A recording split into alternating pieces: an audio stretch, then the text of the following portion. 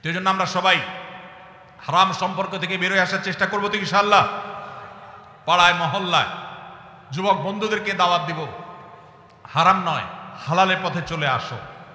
আমরা এমন একটা সময় আসছি, এখন সুস্থ যারা, স্বাভাবিক যারা, তাদেরকে নিয়ে অস্বাভাবিক খারাপ যারা, নোংরা যারা, তারা ট্রল করে। কোনো ছেলের যদি কোনো মেয়ের সাথে সম্পর্ক না থাকে, দেখবেন যে মজা নেয়। এই যে গার্লফ্রেন্ড বয়ফ্রেন্ড এই শব্দগুলোকে যারা ইজি করে দিয়েছে, এগুলাকে সহজীকরণ যারা করেছে, এদের বিরুদ্ধে আমাদের কাজ করতে হবে। যেখানে এই শব্দের প্রয়োগ দেখবেন সেখানেই দাওয়াতি কাজ চালাবেন, সেখানেই কাউন্সিলিং করবেন, ঠিক আছে তো ইনশাআল্লাহ।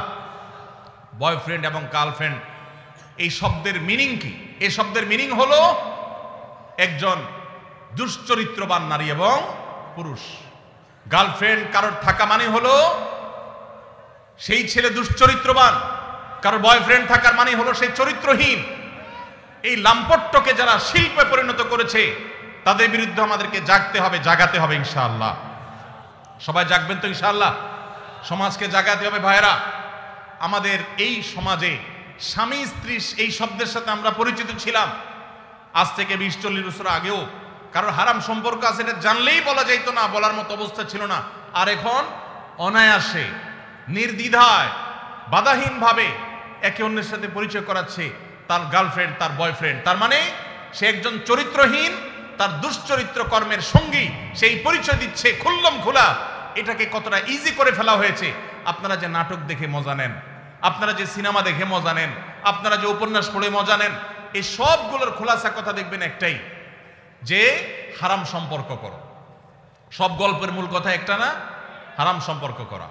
আমাদের যুবকদেরকে যেখানে সংগ্রামী করা হবে, যুবকদের চেতনাকে যেখানে ধার করা উচিত, আমাদের যুবকদেরকে যেখানে সংগ্রামী এবং চেতনাদীপ্ত করা উচিত, তাদের তেজ বৃদ্ধি করা উচিত, সেখানে তাদেরকে শেখানো হচ্ছে অবৈধ সম্পর্কের কথা। ভাইরা আমার, এই অপশক্তি এটা আস্তে আস্তে আমাদের শিক্ষা প্রতিষ্ঠানগুলোকে গ্রাস করে ফেলেছে, আমাদের সমাজগুলোকে শেষ করে ফেলেছে।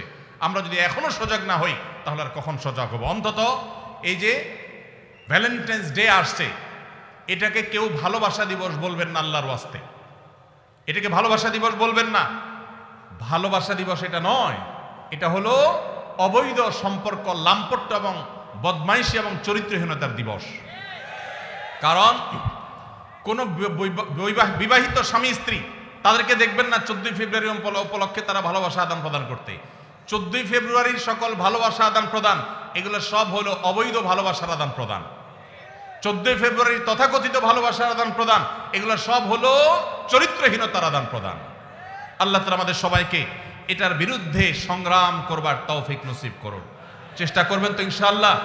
যেসব যুবক ভাইয়েরা হারাম সম্পর্কে জড়িয়ে গেছেন, তাদেরকে আমরা বিনীতভাবে আরজ করতে চাই, আল্লাহর ওয়াস্তে এই হারাম সম্পর্কতে বের হয়ে আসেন। আল্লাহ আমাদের সবাইকে আমলের তৌফিক দান করুন।